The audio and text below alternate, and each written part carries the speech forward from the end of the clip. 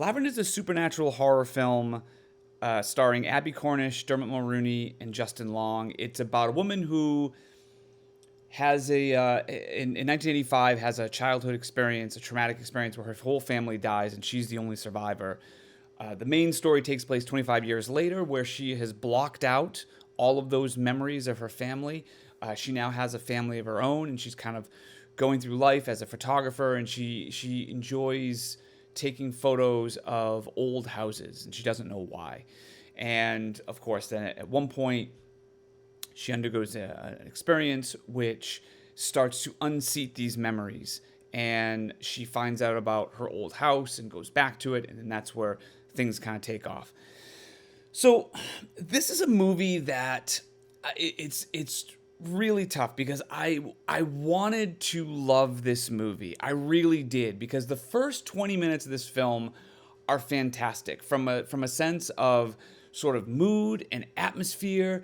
Visually, it's very striking. It does this weird sort of bullet time slow motion sequence in the very beginning when it's looking over the traumatic event that happened in the family. It was such a sort of unique way to show this huge event that happened in this little girl's life, and I thought it was really a well done sequence, and it really set the tone of the movie. And even as it went along, those first 20 minutes, it utilizes a lot of sort of long camera takes, very patient work where the actors are able to really just live inside the space and react to certain things, and to just kind of react within the shot. With a lot of movies today, and horror movies specifically, everything gets cut so fast and you never really have a chance to experience anything. An actor kind of acts for a half a second, and then we've cut and we're onto another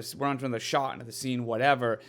But this really takes its time and lets these long kind of sequences kind of unravel, and it's really to the benefit of the story, and it creates such an immense mood and atmosphere and tension.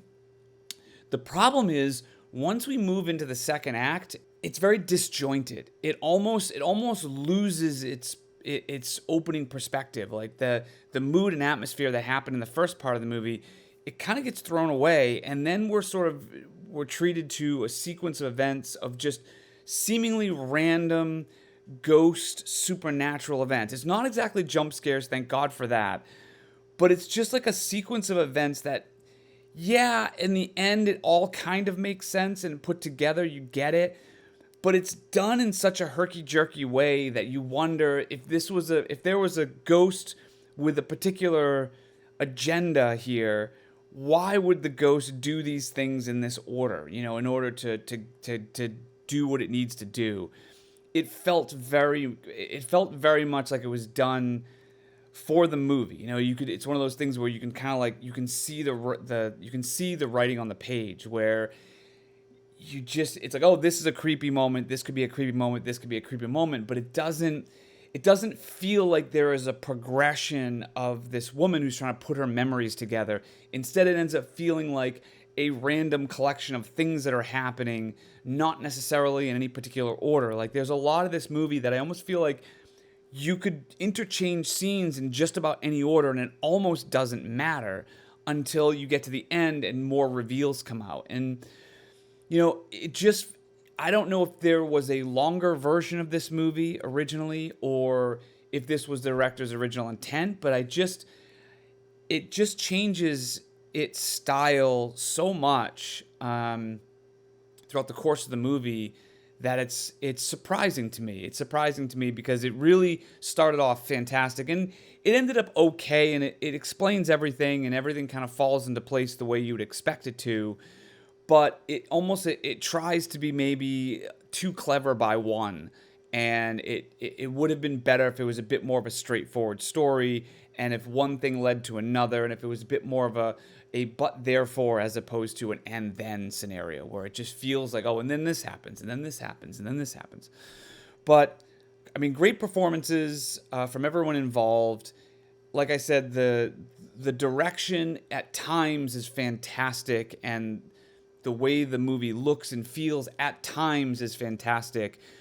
but then it also just relies a little too much on some of these moments that don't necessarily work, as if you're sort of in a procedural way of sort of putting these pieces together one on top of the other. Instead, it just feels like they're random pieces and then everything kind of comes together at the end. I will say one pet peeve I have of mine on this movie that I've seen in other movies as well, and it's in this movie very prevalent, which is it bothers me when usually it's the main character, but it can happen in other characters as well. But it bothers me when the main character looks flawless the entire movie.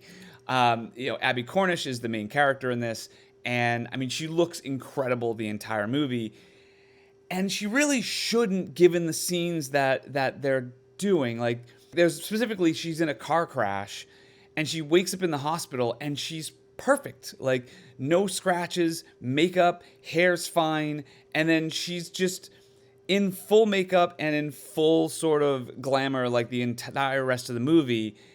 And it just, there's moments where she's supposed to be unraveling psychologically or mentally as she's dealing with these traumatic events for her past and reconciling what she knows now.